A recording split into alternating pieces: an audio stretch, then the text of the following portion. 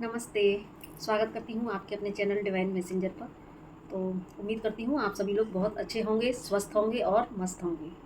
तो वीडियो के मूल तत्व पर जाने से पहले आपको एक छोटी-सी कहानी सुनाती हूँ और बड़े ध्यान से सुनिएगा। आपको इंटरेस्टिंग भी लगेगी और उस कहानी के माध्यम से हम क्या यहाँ समझाना चाहते हैं डिवाइन आपको, तो उस पर फिर हम चर्चा करेंगे। तो कहानी इस तरीके से है कि एक राजा था और राजा एक बार अपने मित्र राजा के यहाँ भोजन पर गया। तो उसके मित्र ने चलते समय विदाई में उसको एक जिन्न दिया। ठीक है, जिन्न आप सभी लोग जानते होंगे। तो जिन्न के बारे में हमने सुना है ना कि बहुत ही शक्तिशाली होते हैं। आपकी जो एक अलादीन का, नहीं अलादीन का तो वो सॉरी चिराग था, लेकिन जिन्न की शक्तियों के बारे में हमने सुना है कि जिन्न इतने प्रभावशाली होते हैं कि वो आपकी सारी विशेष को पूरा कर सकते हैं। हाँ, चिराग में से भी तो जिन्न ही निकला था ना, तो मुझे इसलिए शायद वो चिराग शब्द याद आया। तो बेसिकली यहाँ बात हो रही है जिन्न की। तो जिन्न राजा ने उसको उपहार स्वरूप में दिया। अब राजा ने अपने मित्र से कहा कि देखो ये जो जिन्न है, ये आपकी बहुत हेल्प करेगा और ये क्या करता है ना, इसको काम करना बहुत पसंद है और ये काम इसको हर पल कुछ ना कुछ काम चाहिए, तो आपके ये काम-काज में बहुत हेल्प करेगा। और अब मैं इसको आपको उपहार स्वरूप देना चाहता हूँ ताकि आप इसकी हेल्प से अपने सारे काम कर सकें। तो राजा ने उस समय सोचा अरे ये तो बड़ी अच्छा उपहार है, इससे अच्छा तो क्या ही होगा। और क्योंकि उस ऐसी चीज़ हर किसी को जो है थोड़ा-सा अट्रैक्ट करती है अपनी तरफ। तो जब उसको उपहार स्वरूप ये मिला कि अरे मुझे तो एक तरह से काम करने की एक मशीन मिल गई कह सकते हैं, है ना? तो उन्होंने और मेरा तो जो भी है धन भी मेरा बचेगा जितना मैं अपने सभी नौकर-चाकरों को देता हूँ। तो ये कुछ अपना जो दिमाग उसका चला, तो उसने उसके अकॉर्डिंग उस गिफ्ट को एक्सेप्ट किया और उसको लेके अपने घर आ गया। अब लेकिन राजा ने उसके मित्र ने उनको समझा रखा था कि इसको हर समय काम चाहिए। अगर आपने इसको एक क्षण भी काम देने में देरी की, तो फिर ये जिन्न भी है। इसका जो मूल स्वभाव है वो जिन्न का है, तो शैतानी भी ये कर सकता है, तो ये फिर आपके लिए घातक भी सिद्ध हो सकता है। तो इसीलिए इसको आप काम सोच के रखिएगा और इसको काम देते रहना ताकि आपके भी काम फटाफट कर दे। तो राजा ने अ, कहा ठीक है। उसके बाद में फिर जब राजा अपने घर आया तो राजा उसको और जिन्न ने बोला कि राजा जी मुझे काम दीजिए आप। तो राजा उसको काम पर काम देता गया। एक काम किया उसने, अब जिन्न तो जिन्न ठहरा, उसने फटाक से वो काम किया, फिर से हाजिर। फिर राजा ने दूसरा काम दिया, फिर फटाक से उसने काम किया, फिर हाजिर। तो इस तरीके से राजा भी अब परेशान हो गया, बोला अरे ये तो इतना जल्दी-जल्दी फ़ास्ट काम कर रहा है, मैं तो काम सोच भी नहीं पाता हूँ, तब तक ये आ जाता है। अब उसको एक क्षण की भी कभी देरी हुई तो जिन्न ने अपना भयानक रूप दिखाना शुरू किया। उसने बोला कि राजा मैं तो अपने स्वभाव से मजबूर हूँ, मैं तो आपके प्राण भी हर सकता हूँ, मुझे जल्दी से काम दो।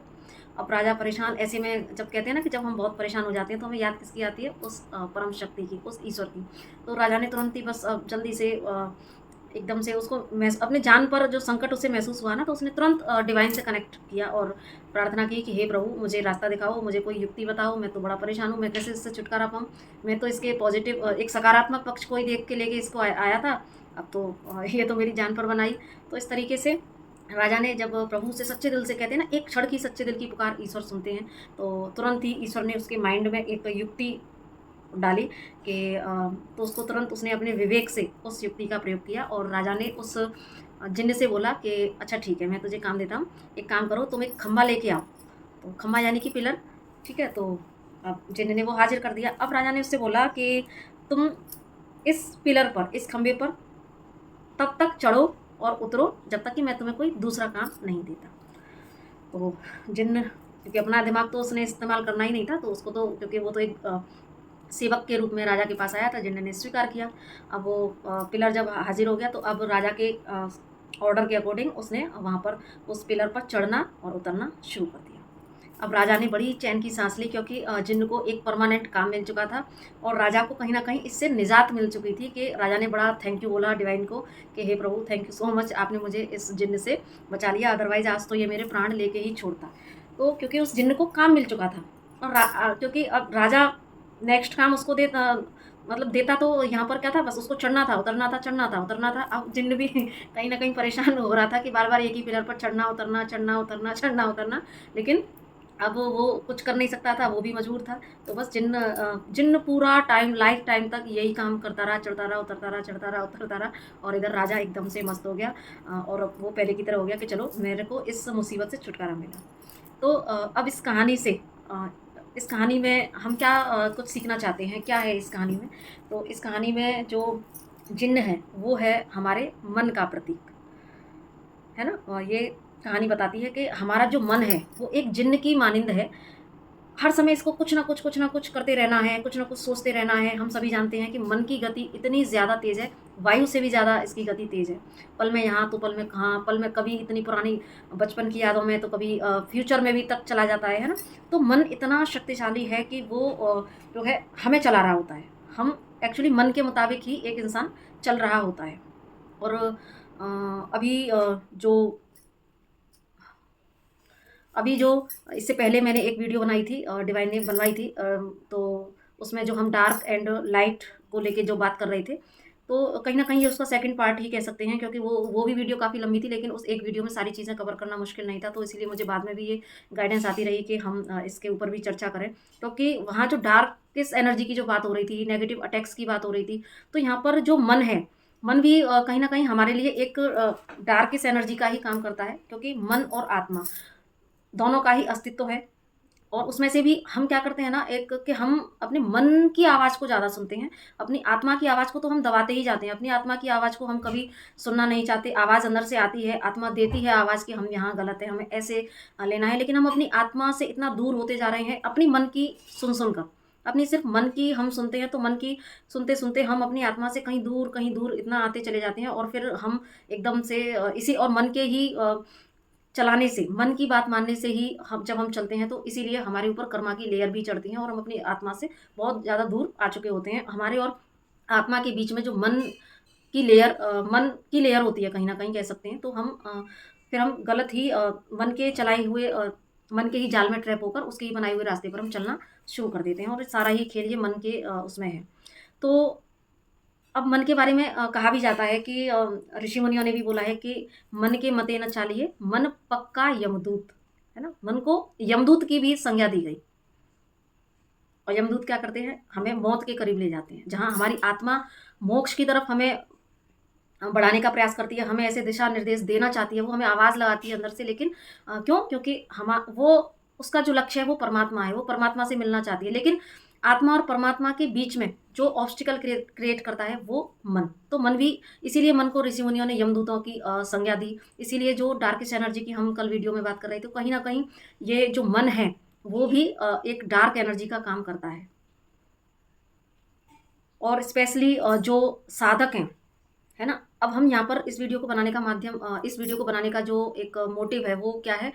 ये किसके परसेप्शन में? सभी के परसेप्शन में है, लेकिन एक साधक के लिए मन किस तरह से एक पॉइज़न का काम करता है, ये यहाँ पर कैसे वो हमें हमारी साधना से विलग कर सकता है, कैसे हमें इतना ऊपर जाने के बाद भी नीचे लेके आ सकता है। तो यहाँ पर इस वीडियो का ये मोटिव है कि मन जब अक्सर हम देखते हैं, मैं एक अपने कभी पिछली वीडियोज़ में भी एक वीडियो में शायद मैंने यहाँ पर बताया भी है कि जब एक साधक साधना मार्ग पर चलता है, तो मन किस तरीके से काम करता है कि कई बार क्या होता है कि देखो, जब हमारी साधना बहुत अच्छे से चल रही होती है, तो उस समय क्या होता है ना कि आपकी एक दिन मान लो बहुत अच्छा आपका ध्यान लगा, तो नेक्स्ट डे आपकी प्यास और बढ़ेगी, और आपको लगेगा कि नहीं, मुझे उस समय बड़ा जो वो, क्योंकि डीप साधना में जाने का वो जो अनुभव होता है, जो आनंद होता है, वो अपने आप में एक पूर्णता का एहसास कराने वाला होता है। तो वो समय ऐसा होता है जहाँ लगता है कि हम वहीं बैठे रहें। तो अगर जब आपका बहुत अच्छे से मन लग रहा होता है साधना में, तो कहीं न कहीं जब नेक्स्ट डे आपका बहुत मन करेगा कि नहीं, वो समय आते ही आपको लगेगा कि मैं जल्दी से काम करूँ और मैं साधना पर बैठूँ।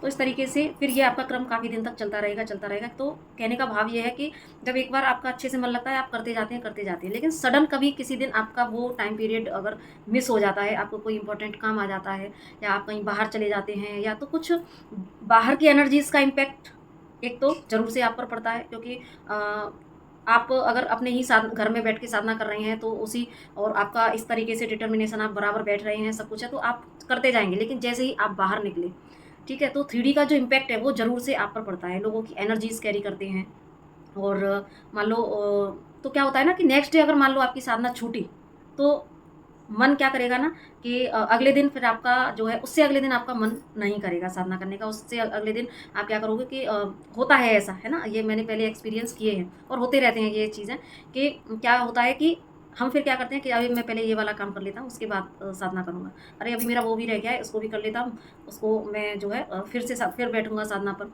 तो ऐसी चीज़ें हम ऐसे करते करते करते करते डिले करते जाते हैं। फिर कई बार अरे अब तो रात हो गई, चलो अब सो ही जाते हैं, कल से शुरू करूँगा, है ना? तो ऐसी चीज़ें घटित तो होती हैं।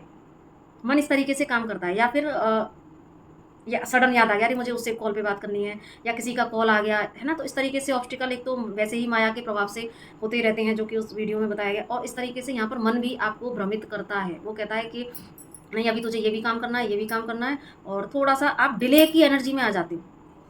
जबकि आत्मा कह रही होती है, आपको ये भी पता होता है कि मुझे करनी है, मुझे भाई साधना करनी है, मेरा कल का दिन छूट गया है, लेकिन हाँ, मुझे अभी साधना करनी है। लेकिन फिर भी मन आपको ज़रूर से वहाँ से हटाने की कोशिश करेगा। मान लो आप अगर कहीं बाहर से आए हैं, किसी मान कहीं से भी आए हैं, किसी फंक्शन से आए हैं या किसी से मिलकर आए हैं, तो वही उनकी बातें दिमाग में गूँजते रहना, है ना? क्योंकि प्रेज़ेंट में मोमेंट जो है मेंटेन नहीं किया होता, तो सारी चीज़ें, लोगों की एनर्जीज़ और सारी चीज़ें हम कैरी करके लेके आते हैं साथ में, और वही चीज़ें माइंड में चलती रहती हैं। आलस की एनर्जी हम पर हावी होना शुरू हो जाती है, और उसके बाद हम डिले करते जाते हैं, और ऐसे करके हम कम से कम कुछ दिन इसमें निकाल देते हैं। आज नहीं कल से शुरू करेंगे, आज नहीं कल से शुरू करेंगे। तो ये चीज़ें होती रहती हैं, ठीक है? और बताइएगा किसके साथ में ऐसा होता है ना? क्योंकि ये चीज़ें मैंने देखी हैं, प्रैक्टिकली ऐसा होता है।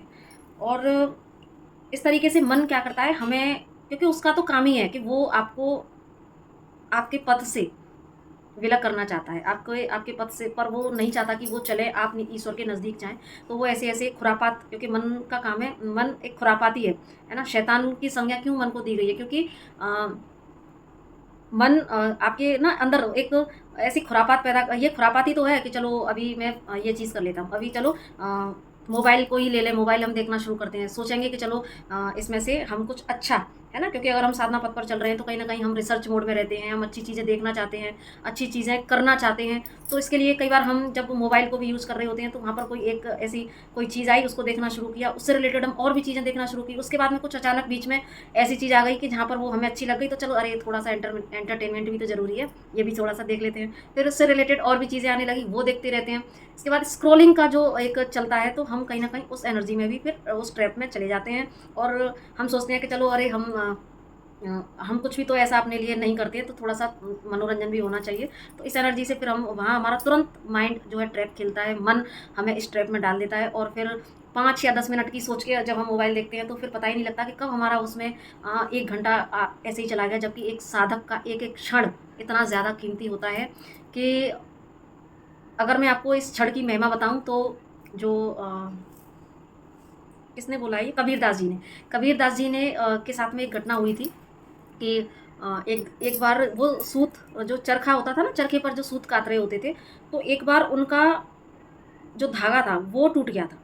तो उस जब धागा टूटा ना, तो एकदम से वो आह कर उठे, एकदम से आह किस बात की, और उन्होंने तुरंत ही एक दोहे की रचना की। अभी मुझे दोहा तो देखो नहीं याद आ रहा है इस समय, तो एक दोहे की रचना की, लेकिन उसका सार मुझे ज़रूर से याद है कि वो एकदम से निराश हो गए और कोसने लगे अपने आप को, गिल्ट की एनर्जी में चले गए। तो और उन्होंने उस के लिए तुरंत ही दोहा भी उनके मुख से निकला, क्योंकि वो क्या करते थे ना, कबीरदास जी क्या करते थे कि वो जब भी चरखा पर सूत जब कात रहे होते थे, तो वो क्या करते थे कि चरखा एक तरफ कात रहे हैं, दूसरी तरफ उनकी जो श्वासों में, मेरी पिछली वीडियोज़ में मैं बताया हुआ है कि हमारी श्वासों के चलने की जो गति है, वो इस तरीके से फ्रेम की है कि जहाँ पर 108 टाइम्स का एक चक्र होता है, और यही संकेत के रूप में बाहर माला बनाई गई है, ताकि जैसे 108 के क्रम में जो हमारी श्वासें चल रही होती हैं, उसी क्रम में बाहर माला एक संकेत के रूप में बनाई है, ध्यान एकत्र करने के लिए कि हम उस माला पर जब जाप करें, नाम जाप करें, तो वो एक ऐसा क्रम होता है जहाँ 108 बार करने पर एक चक्र पूरा होता है। तो उसी चक्र के फॉर्म में एक-एक श्वास उनकी चलती रहती थी, तो वो एक-एक श्वास पर उस प्रभु के नाम का, उस प्रभु के आदि नाम का सुमिरन किया करते थे, और वो चरखे की जो गति होती थी, उस पर वो अपनी श्वासों का लय मिलाकर भगवान के आदि नाम के जो सुमिरन था, उसमें लीन होकर वो चरखा कात रही होती थी। तो यानी कि वो एक-एक श्वास उस प्रभु में लग रही होती थी। उन्होंने उस आदि नाम को पाया था कि उस आदि नाम से वो एक-एक श्वास ईश्वर में समर्पित कर रहे थे, और फिर कहते थे कि काम करो संसार का, और नाम जपो करतार का, ठीक है? तो एक-एक श्वास पर उस करतार का वो नाम जपते थे, और इधर काम संसार का करते थे। ऐसा नहीं था कि उन्होंने संसार के काम-काज छोड़ दिए थे। और एक साधक का जैसे महात्मा बुद्ध ने भी बताया है, मध्यम मार्ग कि उसको अपना 3D और 5D, भौतिक जगत और आध्यात्मिक जगत, दोनों को बैलेंस करके चलना होता है। तो एक साधक को इसी बैलेंस स्टेट को लेके आना होता है कि वो काम तो अपने इन कर्मेंद्रियों से जो काम तो करे इस संसार का अपने भौतिक जगत में, लेकिन जो उसका ध्यान है, उसकी एक-एक श्वास है, वो ईश्वर के सुमिरन में लगी रहे। ये एक साधक के जीवन का लक्ष्य होता है। और जब इस में बैलेंस बनाकर जब एक साधक चलता जाता है, तो डेफ़िनेटली वो अपने लक्ष्य, उस परम ईश्वर से साक्षात्कार और उस मोक्ष की दिशा में ज़रूर से आगे बढ़ता है। तो कहाँ थे हम? मैं कहाँ से कहाँ पहुँच गई, ठीक है, लेकिन अब जो भी आता जा रहा है तो मैं बोलती जा रही हूँ। तो मन की ही बात हो रही थी कि यानी कि जो कबीरदास जी थे, उन्होंने क्या किया कि उन्होंने अपने मन को वो काम दे दिया, है ना? तो ये राजा वाली घटना से भी यहाँ पर क्या बताना चाह रहे हैं डिवाइन के, उस मन को जब राजा ने काम दे दिया चढ़ने का, उतरने का, तो वही सेम प्रोसेस कबीरदास जी के दोहे से भी पता लग रही है कि उन्होंने भी क्या किया कि अपने मन को वो काम दे दिया, श्वास ऊपर चढ़ना, उतरना। ये प्रतीक है ना? कि श्वास हमारी जब ऊपर जाती है, नीचे आती है, ऊपर जाती है, नीचे आती है, तो उस श्वासों में ही, उन श्वासों में ही उस प्रभु के नाम का सुमिरन, जिसको हम अजापा जाप कहते हैं, वो अगर हम उस टेक्निक को अगर हम अपनाते हैं, हम ये सॉल्यूशन पार्ट पर आ गए हैं कि जब हम अपने मन को, हमें पता है कि मन हमें एक साधक को इस तरीके से भटकाता है। तो बात मोबाइल की चल रही थी, है ना? इस तरीके से हम स्क्रॉलिंग करते जाते हैं, तो ऐसे भी हमारा ध्यान मन भटकाता है। और भी दूसरी चीज़ों से कि चलो हम उससे बात कर लें, इससे बात कर लें, या किसी का कॉल आ गया तो हम घंटों फ़ोन पर बात कर रहे हैं और हमारा जो साधना का टाइम है वो भी निकल गया। तो कहीं न कहीं हम प्रायोरिटी पर अपने ध्यान साधना को नहीं रख पाते हैं। मन आपको तुरंत ही 50 एक्सक्यूज़ देने लगता है कि अरे कोई बात नहीं यार, रिश्ते भी तो देखने पड़ते हैं। लेकिन यहाँ पर ये इसका मतलब नहीं है कि हमें रिश्ते नहीं देखने, चीज़ें नहीं देखनी। यहाँ पर कि हमें एक दायरा सेट करके कि हमारे लिए प्रायोरिटी क्या है और हम कैसे मध्यम मार्ग अपनाकर कैसे चीज़ों को बैलेंस में कर सकते हैं कि हमारे रिश्ते भी अच्छे बने रहें और किसी के प्रति कुछ गलत भी ना हो, और है ना? और बाकी हमारी मतलब बैलेंसिंग का लेसन है यहाँ पर कि हम कैसे बैलेंस कर पाते हैं, क्योंकि सारी चीज़ें ज़रूरी हैं, भौतिक जगत में रहते हैं, संसार के काम-काज भी ज़रूरी हैं, लेकिन हमारी जो हम आध्यात्मिक मार्ग भी हमारे लिए उतना ही ज़रूरी है और उससे ज़्यादा कह सकते हैं। तो दोनों में हम बैलेंस बना के रखें कि हम बस एक समान भाव से चीज़ों को करते रहें, है ना? बैलेंस बनाकर। और जब प्रायोरिटी पर आप ईश्वर को रखते हैं तो वो हमें ऐसी क्योंकि फिर हमें जो गाइडेंस मिलती है वो हायर सेल्फ से मिलती है, हमारे अपने हायर वर्जन से मिलती है, और गाइडेंस रिसीव होती है डायरेक्ट डिवाइन से। तो वहाँ पर फिर कोई गलत डिसीजन नहीं होता, आपको सब कुछ मैनेजमेंट करना आ जाता है। बस बशर्ते आपको मन को हम वो काम दे दें, जैसे कि कबीरदास जी ने दिया, जैसे कि उस राजा ने उसको दिया। तो कबीरदास जी ने क्या किया, कहाँ यहाँ पर हमें एक युक्ति बताई, और उस राजा ने हमें ये क्या युक्ति बताई कि भाई हम उस मन को अपनी श्वासों पर चढ़ने उतरने का काम दे दें कि भाई तू बस सुमिरन कर, है ना? तो ये जो सॉल्यूशन का पार्ट है, तो सॉल्यूशन में क्या आता है कि मन को एक तो हमें वो दोहा ज़रूर से याद करके रखना है कि मन की मति न चालिए, मन पक्का यमदूत, ठीक है? और दूसरा, मन को यहाँ पर सॉल्यूशन में सिर्फ़ और सिर्फ़ एक ही सॉल्यूशन है कि अब एक तो आपकी दृढ़ इच्छा शक्ति, और दूसरा उससे इससे भी पहले जो जो मैं बोलूँगी वो ये कि आपको यहाँ पर मन को आदि नाम से या ईश्वर के अजापा जाप से जोड़ देना है। आपको हर समय उस सुमिरन से जुड़ के रखना है। आप जो लोग ब्रह्मज्ञान में दीक्षित हैं तो वो उस आदि नाम को जानते हैं, तो उस आदि नाम का सुमिरन अपनी श्वासों में एक-एक श्वास में सुमिरते रहें। यानी कि एक, क्योंकि तुलसीदास ने एक-एक श्वास का वहाँ पर जो उन्होंने अफ़सोस जताया, वो इस बात का जताया कि मेरी जैसे ही वो धागा टूटा, मेरा ध्यान टूटा। जब मेरा ध्यान टूटा तो मेरी एक क्षण भर की जो श्वास थी, वो श्वास में उस ईश्वर की तरफ से मेरा ध्यान हट गया। सोचो इतना एक छोटे से एक क्षण के ध्यान जब उनका भंग हुआ ना, उसके लिए भी जो कबीरदास जी हैं उन्होंने इतना एक दोहा बना दिया, उसके लिए इतना गिल्ट किया। लेकिन अब हम तो जाने कितने घंटों बर्बाद कर देते हैं इसी तरीके से, घंटों लोगों से बात करने में, स्क्रॉलिंग करने में और सोने में, कई बार बहुत सारी चीज़ें है ना, इधर-उधर हम कर ही देते हैं, आप सभी लोग जानते हैं। तो जबकि जो कबीरदास जी हैं उन्होंने एक-एक श्वास का महत्व बताया है, तो इसीलिए हम क्या करना चाहिए कि हमें अपने आप को उस अजापा जाप से जोड़ देना है। तो यहाँ पर जो लोग, जैसा कि मैंने बताया कि जो लोग ब्रह्मज्ञान में दीक्षित हैं, तो उनको जो आदिनाम का सुमिरन है, उस पर हमेशा अपने सुमिरन पर फ़ोकस रखना चाहिए, एक-एक आती जाती जाती श्वास पर।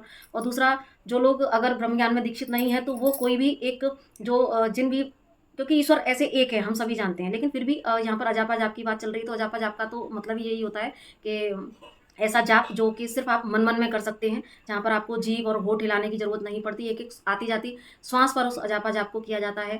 तो जो भी आप अपने अंदर कोई अपनी आती-जाती, एक तो ब्रीदिंग एक्सरसाइज़ है ना, श्वास पर हम बात कर रहे हैं, तो श्वासों पर आपको फ़ोकस रखना है। श्वास ऊपर-नीचे जब चढ़ती-उतरती है, तो उन श्वासों पर आपको फ़ोकस करते हुए उस नाम का, जो भी नाम आप जपना चाहते हैं, तो उस नाम को अपनी श्वासों पर हमेशा जपते रहें।